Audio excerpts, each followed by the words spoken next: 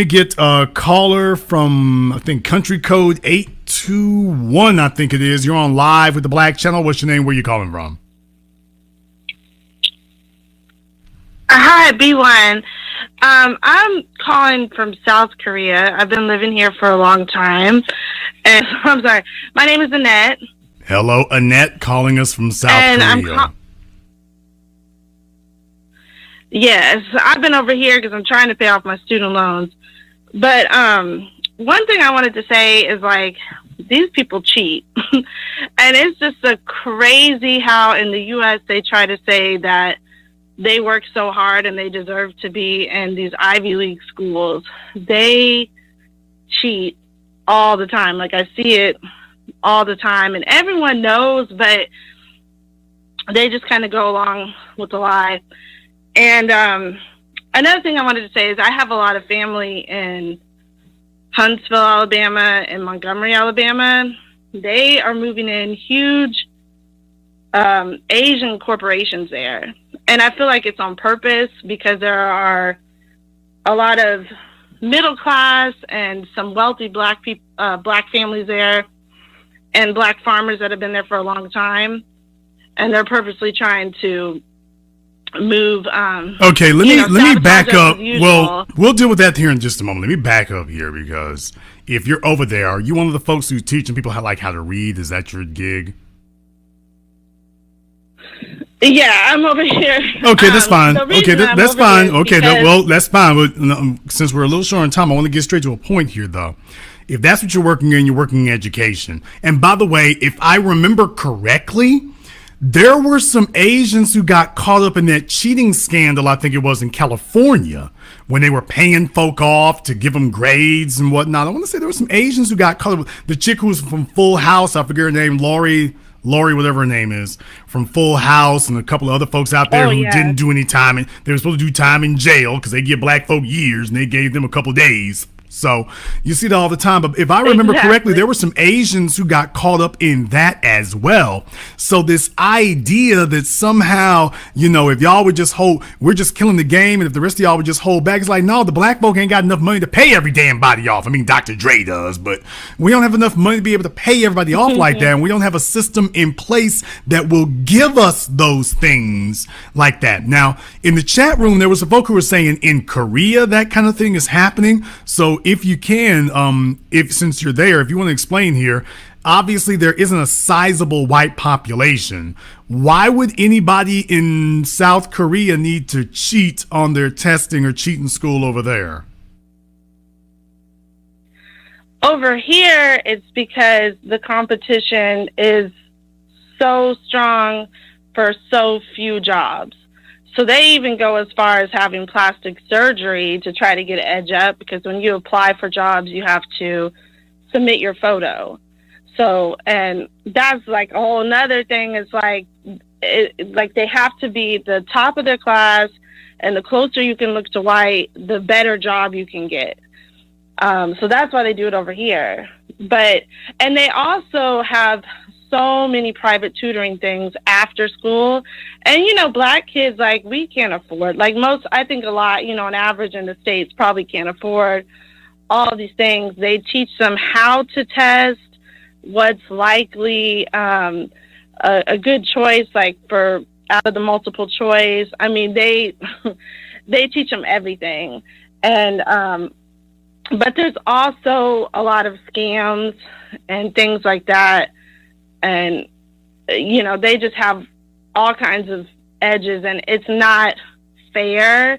And there's a lot of, there's just a lot of cheating. I mean, if you're black, and they try to cover it up. If you're black and you achieve a high position, it doesn't matter who you are, truth be told. I mean, even Clarence Thomas and Ben Carson, if you're black and you achieve a high position anywhere, it's guaranteed you earned it, because we don't have any friends in high places to help give us anything. We don't have any mechanisms or avenues to cheat on anything. If we get something, we are the only people practicing meritocracy by force, by requirement. We're obligated to practice meritocracy because there is no mechanism that allows us to cheat. There is no mechanism to give us anything. They can let you in Harvard, but they ain't gonna give you a degree. They can let you in a hospital, but they can't make you a surgeon. Damn sure can't make you a good one. So if you're a black person and you excel, they can let you in, but you can't pass the test. If you're a black person and you excel, it's because you earned it. Everybody else has been caught in cheating scandals, been caught in tutoring scandals, been caught in degree scandals, payoff scandals. Ain't no black folk nowhere, anywhere around that because they won't allow us to participate in the cheating. We don't get to do that. Hell, the only time it actually happened was down there in Atlanta, if y'all remember a few years back here, and they arrested what, half the damn school district went to jail behind that? And that's with a bunch of black folk. Oh, exactly. That's with a bunch of black folk, and we couldn't even they were just trying to help. I mean, that was in grade school. That was grade school. You couldn't even create a cheating scandal in grade school. That's just how seriously and hardcore they got the game locked down. You can't even do it in a grade school apparatus. So for somebody to sit up here and tell you that we got those kind of options, no, we don't. We never have. If we get it, we got to earn it. Everybody else is out here passing off this fraud that they are earning things like that. And that's not to say that some don't, but this idea that somehow they're being held back when all these other folk got all kinds of cheating scandals and cheating systems whole systems in place. Like, you know the dude to go talk to if you need to get a degree. You know the dude to go talk to if you need to get an A. You know the dude to go talk to if you need that. And while they're sitting up here trying to wag their finger at us, it's atrocious. It is. And then another thing is this country was very, very poor just 60 years ago, and the U.S. went out of their way to give them trillions of dollars and build them up. The U.S., the IMF, and a bunch of other Western countries. And now they sit over here and like look down at people. And when you really think about it, it's just a big welfare country. And they have this lie that they call the miracle of the Han River. But it's like, no, it was no miracle. You guys got trillions of welfare help from white nations. And what they do is they have the kids studying 12 hours a day and the parents working 12 hours a day to try to make it seem like they built all of this themselves. And they really didn't. And the U.S. has yet to give, you know, Black Americans reparations, and it's just really evil. Well, after the 1950s, truthfully, they started outsourcing really in the 60s. As Black people started talking about civil rights and that we wanted economic justice, the American government and American companies started shifting their investment overseas, and they specifically sent it to Asia. That was specifically where they started sending it to. So after you get done with Vietnam and the Korean conflict was resolved, or should I say was ended, if not necessarily paused, if not necessarily ended, you start seeing that. So then you start seeing this huge investment in China. You start seeing this gargantuan investment in South Korea. So here comes Samsung. And by the way, we saw this in Japan with the Zaibatsu. What they did was they went looking for, you know, institutions, companies, groups that were already established. Like, okay, these guys already got something going on. We can put the infusion into them. We can load them up with cash and they'll take it from there. You've never seen ever seen any such push for investment like that in Africa.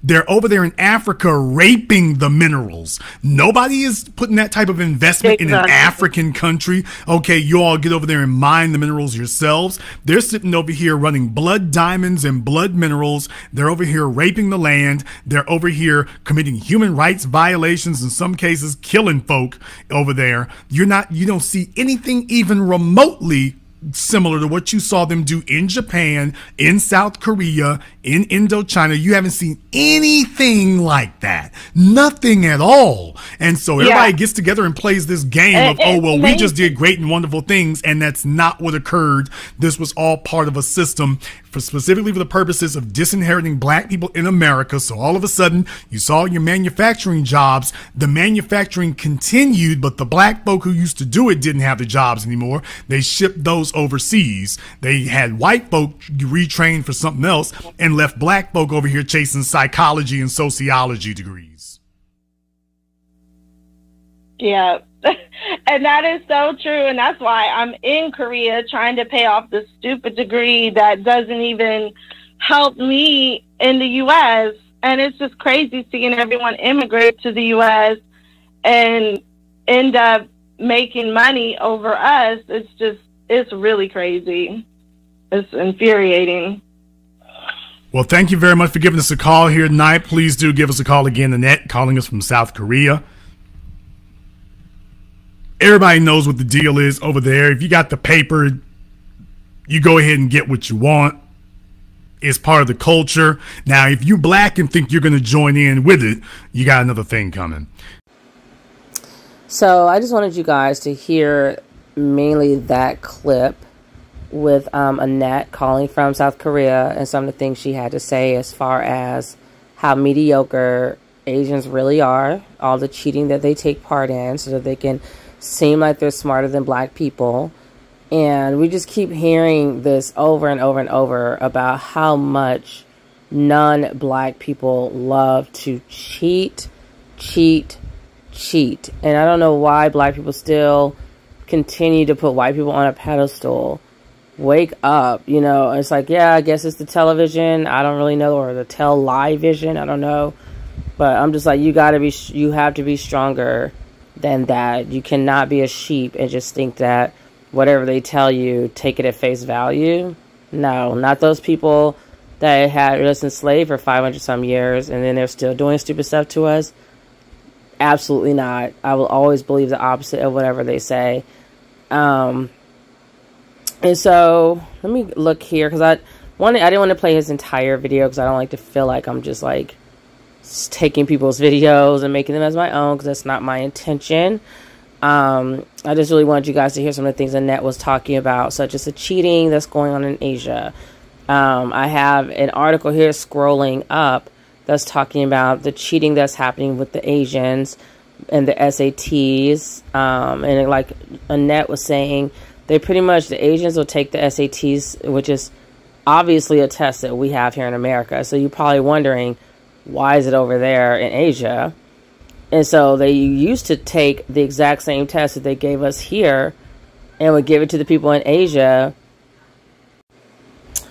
And then they would just send it right on over to Asia. And you wondering why so many Asians are passing the test. It's like, obviously, if we already took the test over here, then the test is already live. It's already open. It's already available.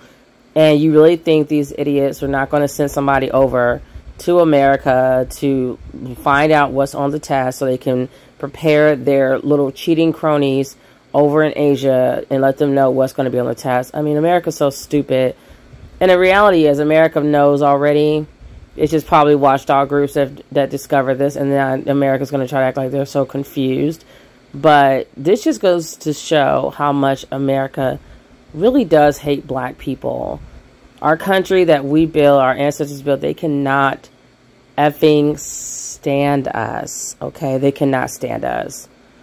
And when Annette discussed all the money that America has given to these Asian countries to help rebuild them, just like they gave a lot of money over to the European countries to help rebuild. They give a lot of money to Afghanistan and Iran. It's like, how are we in war with them, but you're like rebuilding this country?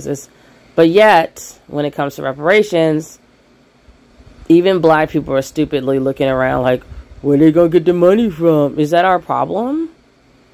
No. Like, if you don't have the money, just give us the whole country and take your white ass back over to Europe somewhere. So that's not my problem to wonder where they're getting the money from. Cut the check. It's long overdue.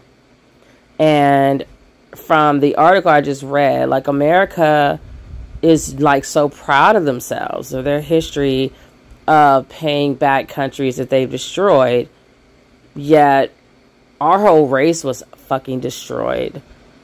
I mean, you snatched us up out of Africa, took our whole culture, our language, everything from us. We don't know where we came from, nothing. And we're still sitting here waiting for you to repair us, and you not doing it. And every time you want to ask a question like why they won't repair, like give us reparations, is, oh, well, that's divisive. Isn't it divisive to be giving a bunch of money to Asia and Afghanistan and Iran and all them countries over there, and then Europe, and it's like, but you don't give it to Africa. You don't rebuild Africa like that. That's divisive. You know, giving money, giving all these hookups to white people and non-black people to make sure they're always successful while black people are stay at the bottom. That's divisive. So there's a lot of things that's divisive. Paying reparations to a group that you know you owe reparations to, that's just doing the right thing. That's nothing divisive about that. What division? Because division is already here. They created the division when they created racism. We didn't create racism. White people created racism for their own benefit. So it's not my job to worry about what's divisive and not divisive. I'm not here to fix what you created. You fix it. You still need to pay reparations, though. And I do feel like black people are just kind of all over the place. You know, we have different movements going on. Some of them I do feel are necessary, but I hope that people will keep their eye on the real enemy and the real issue here at hand, which is getting reparations for African Americans, our tribe. It's just been a long time coming. And I mean, like, you got Newsom finally giving these black people back their land that they took away 100 years ago. It's just ridiculous. And we're supposed to jump for joy for that shit. For one, that land has nothing to do with the millions of other black people who are still waiting on their land to be returned. And then we're waiting on our check still. 400 years of free labor. We want our fucking money. There's really no other way to say it. We want our fucking money. You're giving money to everybody, every Tom, Dick, and Jane, every fucking country out there. And then it comes to us. Everybody acts like their pockets, they don't know where the money's going to come from. It's going to come from Israel. Because you can stop giving Israel billions of dollars every year. It can come from Iran. It can come from Afghanistan. It can come from your fucking ass for all I care. Like, I don't really care where it comes from. It just needs to come. It needs to come and fall into my African-American bank account. That's where it needs to come. And if you want to rebuild like this, so they gave money to Europe in one of the articles I was reading, because we export a lot of shit over to Europe. Who gives a fuck, for one? But for two, give money to black people because we can put the money back into the economy. You're losing money trying to keep us down. And that's why every time I watch America fail in some way, shape, or form, I love it. I watch with glee. I hope the whole fucking country implodes on itself. Because until you do right by black people, African Americans, ADOS, you will never succeed, America. That's what I'm putting out in the universe. Until you do right by us, the tribe that you took so much from, and you continue to oppress and punish as if we've done anything ever to you. Just trifling, hateful ass, demonic, barbaric, savage behavior. Until you do right by African American ADOS, whatever America touches will turn to stone, and America will always just go downhill with gasoline drowns on. I love watching America fail. Why should you succeed, you hateful ass country? And yes, Kamala Harris and that black fucking ingrate from the Republican Party, America is racist. Okay, so I might have one more thing to share on here, but if I don't, then I'm ending this video at this point. I just wanted you guys to see what Andrew Yang's racist ass is up to. And I want black people to remember, because they keep forgetting that black people African Americans don't have any friends. Even the people who look like us aren't our friends. Obama wasn't our friend. Them Haitians that's getting kicked out of the country are not our friends. Jamaicans ain't our friends who talk shit about Sha'Carri Richardson at the Olympics. They're not our friends. the Africans who are hating on us getting reparations, they're not our friends. People try to call us xenophobic, but actually everybody else is xenophobic. And ADOS is just for once standing up for ourselves and saying, you know what, enough is enough, we want our money. And it's a debt owed to a specific group, and that's ADOS. Okay, so yes, I grew up in Manassas, Virginia, as I was saying. I'm sorry, my phone was running out of storage. I really need to back up some things and clear some things off. But yes, I moved to Maryland because I had an epiphany that if I wanted my sons to have a better opportunity with their academic careers, because I take education very, very seriously. Like we are the parents that will hire tutors. You know, I know they say black parents don't, and this kind of lends itself to the conversation that Tonya TKO was having that one day, which I really was loving it, when they were asking why does the black community hate black children. And it kind of rolls into Cynthia G's movement to like not have black boys. And I'm just like, that's a bit dramatic. I didn't know that black boys were the cause of everyone's pain. It was black men. And of course, black boys do become black men at some point. But the women that would be choosing, like Tonya TKO said, the women that would be choosing to not have black boys would be the main ones we'd want to be having black boys because they'd be raising them right. But Cynthia G claims that there's like, oh, the culture is too strong, yada, yada, yada. And that's not really the case. That doesn't really make a lot of sense. Like if you're an educated mother, like I know she would be, you should know how to keep your child away from that culture. You should be the highest influence to your child. You shouldn't allow the culture to raise your child. So that's just not something that I ascribe to. And any other family that's from like a religious family or something like that, they know also that the culture doesn't have to necessarily raise your child either if you don't want them to, if you don't want it to. So back to what I'm talking about, the Asians. So I'm listening to this story with the Black Authority. I think his name is Jason Black, and I really enjoyed watching this video and could relate to it just because I did grow up in Manassas, Virginia, which is in Northern Virginia, and I grew up around a lot of Asians that were basically like, they were just always known to be like the quote-unquote smart people in the school. And after I grew up though, and then the white kids were like behind that, but like once I grew up, I realized as an adult that Asians are not any smarter than anybody else. They're actually pretty mediocre, and so are the white people. People just give them this stereotype. One thing, you know, they probably do differently is they do work a lot harder at being smart than black people do with their kids. And so that lends itself again to Tonya TKO's video, which I can reference in my description, as to why the black community hates black children. And they do hate black children because the black community, first of all, will punish you for being a single mother. Black guys run away from their kids and don't want to raise them. Thirdly, we don't invest in our children like we should. Just the fact that Cynthia G would say that the culture is raising our children, that's a problem. It's like, why why do we have the culture highly influencing our children? Where are the parents at? Probably working too much. Probably both people working, trying to do 50-50. Probably a single mother working because the father ran off. Those are problems, and that's showing that we don't invest in our children. Number 4, we don't take the time to make our children like highly educated like other races of people do. We'll focus more on, like my ex is guilty of this. Like, he's from Baltimore. He'll focus more on our sons when it comes to like how they look. Are they popular at school? Have they made any friends? How do they get along with friends in school? And sports.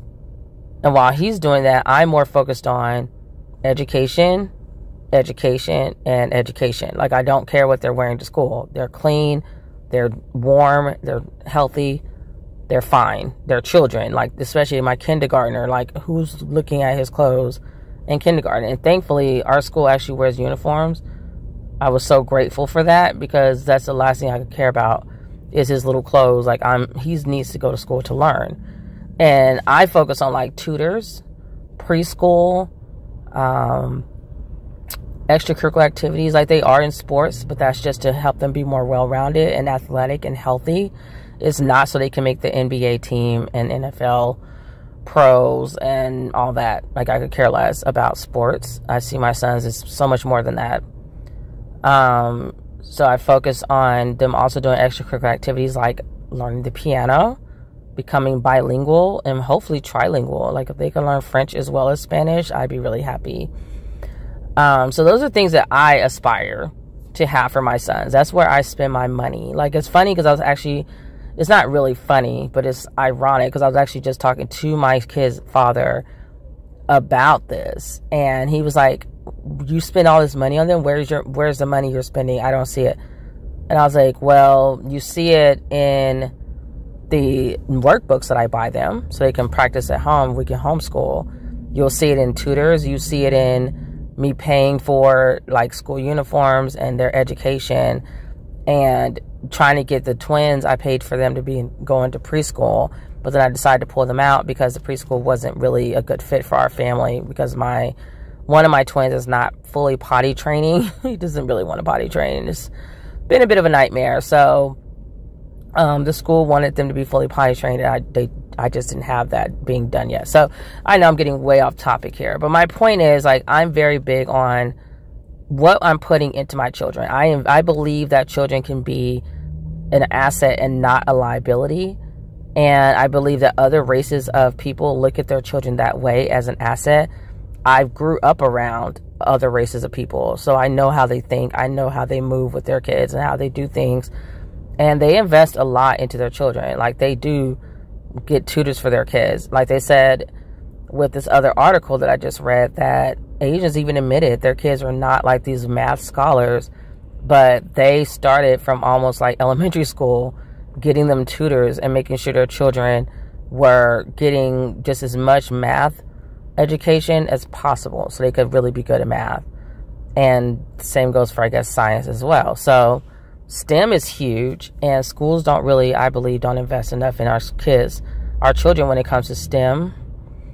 And I know, like, other places like China, they really focus on STEM, the STEM subjects a lot: science, technology, engineering, and math. So let's go ahead and read this article really quickly, because I don't know when my video cut off, but I know I was saying that I, as a Virginian, a Virginia girl for life, I've been in Virginia since I was like 7 years old and lived there a majority of my life. I just recently moved to Maryland, and I really like Maryland, but we're really close to Virginia still, so I'm literally like a bridge away from Virginia, because I will always be a Virginia girl at heart. And so my family, of course, is still in Virginia, but anyways, so, you know, I feel that Virginia is doing a great job with the governor there, to try to really make it more equitable for people of all races. And I don't know why I forgot the governor's name. Was it Governor Northam? I want to say Governor Northam. But I don't know if it's because he got caught in blackface or what, and he's feeling guilty, or he's trying to win that vote for the next term, or what. But this is why we need more terms for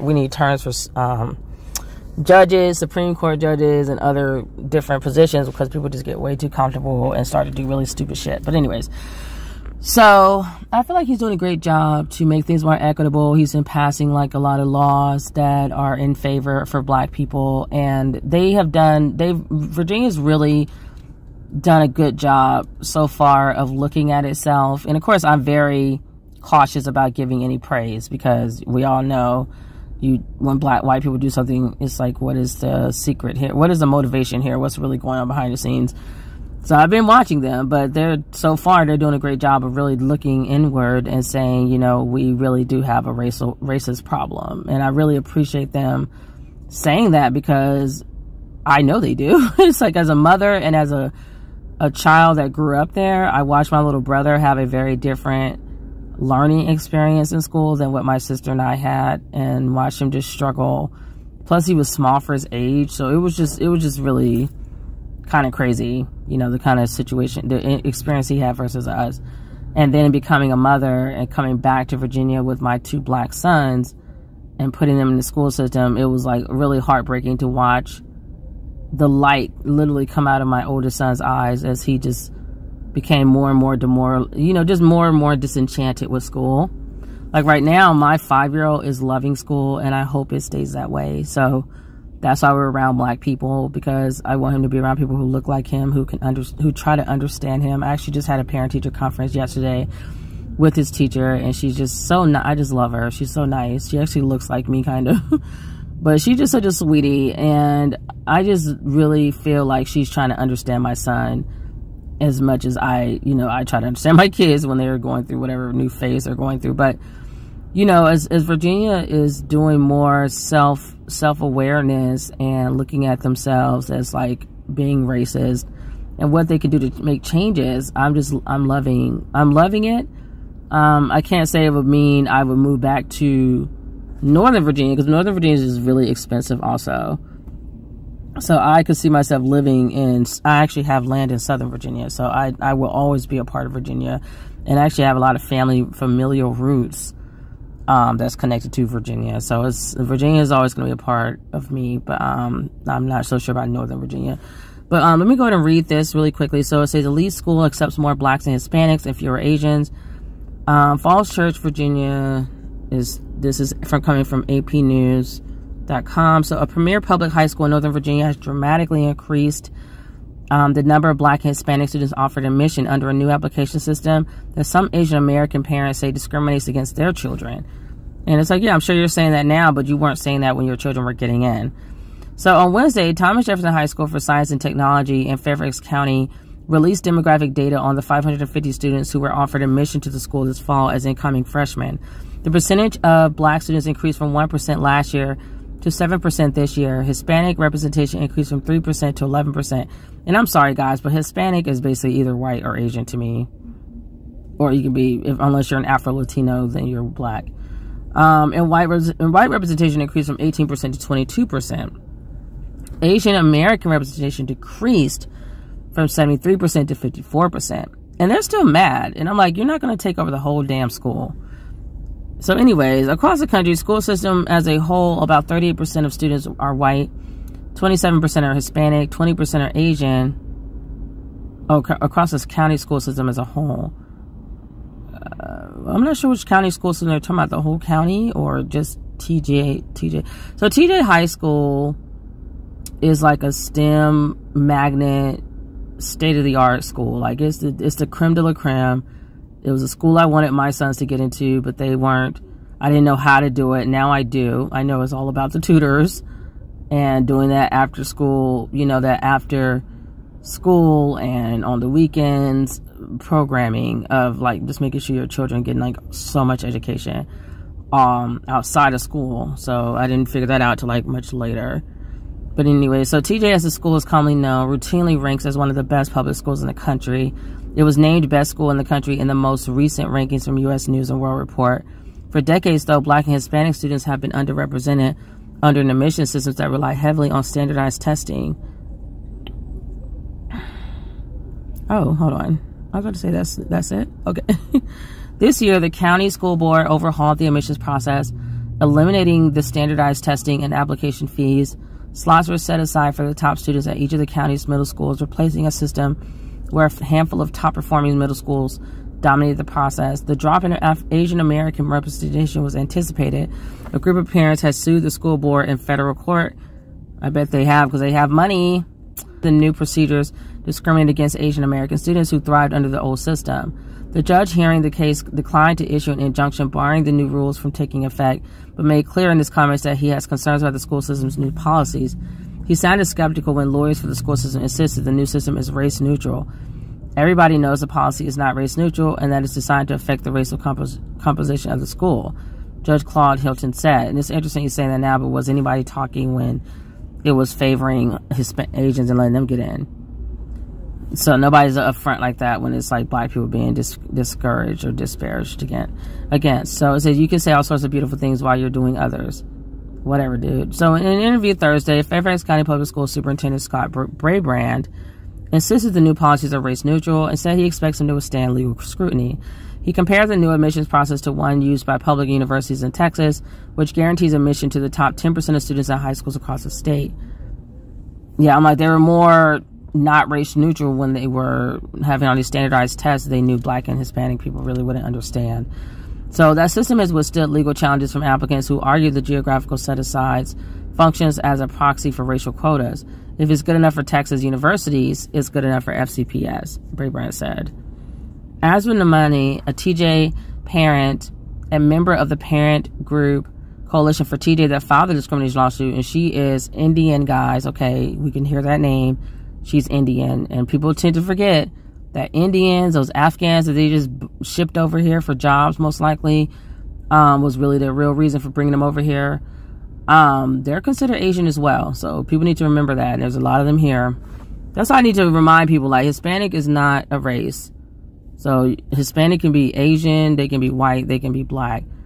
And honestly, Asian can be white or black, because Asian is not technically really a race either. But I would put Hispanic in the Asian category, and in Native Americans in the Asian category, before I would say they're something completely different. They're just not. So it's a nationality and an ethnicity. So you see her name. She's part of the discrimination lawsuit. And she said the sharp drop in Asian American enrollment is exactly what the school board wanted. Yeah. Well, they didn't want a drop. They wanted it to be fair, more fair across the board. So some Asians just didn't make the cut for whatever reason. So anyway, so the numbers validate the argument that they've launched a targeted attack on Asian Americans, Namani said, noting that all other racial groups, including whites, saw their proportional representation increase under the new system. There are so many deserving students that were gerrymandered out of the school by geographic quotas and socioeconomic factors that were used as a proxy for race. The debate over TJ admissions mirrors a national one, with high-profile magnet schools in New York and California engaged in similar discussions about increasing Black and Hispanic enrollment at schools' majority Asian student bodies. So for me, of course, like, every state has like this magnet elite STEM school, including Maryland. So that's my goal for my sons, if they are to stay in school, depending on how they perform. So Maryland has a they actually have a lot of great schools in Maryland. Let me see here. So they have Parkland Magnet Middle School for Aerospace Technology, Science and Mathematics Academy at Aberdeen High School.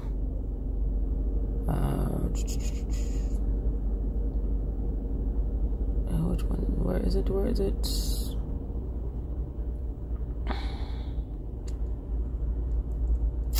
It's like one. So you have to be like really extra if you want your kids to like excel in some of these, you know, in those top schools, because obviously you're competing. Hey guys, so let me know what you think about this video and just the information I shared with you all, and some of these things that were said about Asians cheating. And I'll see you guys in the next video.